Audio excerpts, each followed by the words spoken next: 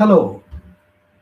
From today onwards, I am going to introduce to my friends the books I have read and remembered. I hope to do it every day or at least every other day until I feel exhausted or until I reach the 100th book.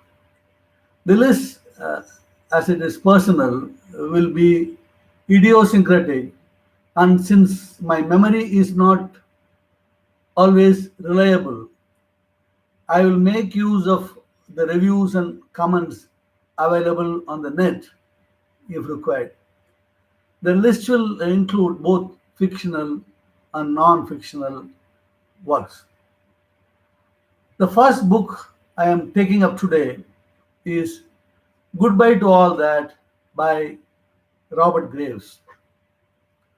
Though wars are fought by humans, its canvas is hardly human.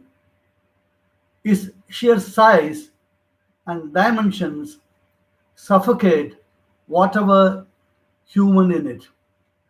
But now and then, a writer emerges who looks at war as a human being, as one who has participated in it and tries to lend breath to the human side of the war.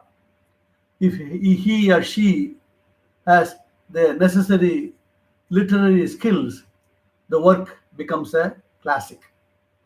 Robert Graves' Goodbye to All That is one such work. Though it has and it had and still has its detractors.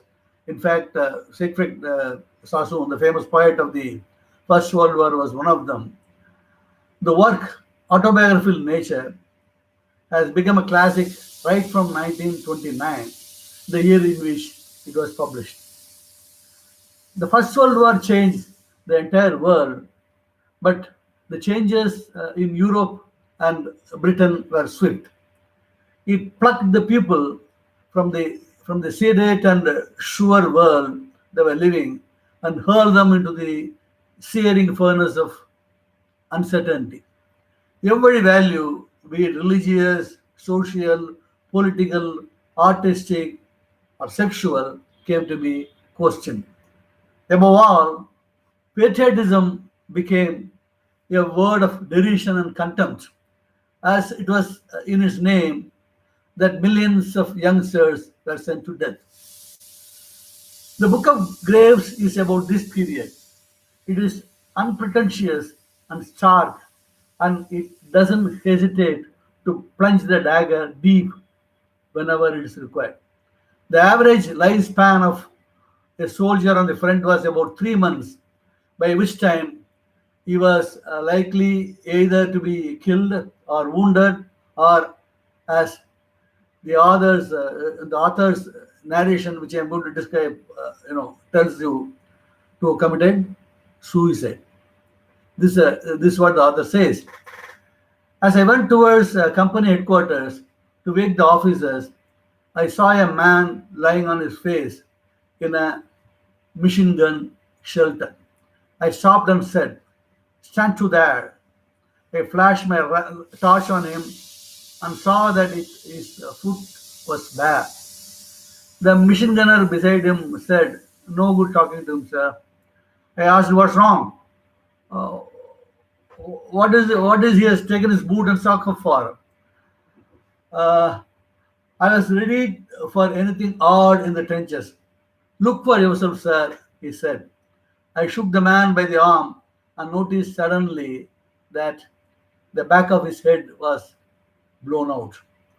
The first corpse I saw in France was this suicide. He had taken off his boot and sock to pull the trigger of his rifle with his toe. The muzzle was in his mouth. "Why did he do it?" I said. He was in the last push, and that sent him a bit queer. And on the top of that, he got bad news from Limerick about his girl and another chap. I first read the book in the late 60s. I borrowed it from the MDT Hindu College library, then a treasure trove of books. I read it again a few years ago. It hadn't stalled. If you like the book, please remember to read Vera Britton's Testament of Youth too. She was about 20 when the war started. She describes how she loses her fiance, her brother, and two of her closest friends in the war. The Guardian rightly says, when it writes about the book to mark the 80th year of its publication, in Testament of Youth, the word seemed to pour out of her, a potent mixture of rage and loss, underpinned by lively intelligence and fervent pacifist beliefs. Anyone who has a romantic attachment to war should read these two books. I am counting on as one. And there is every chance that the person will instantly be cured of the romance.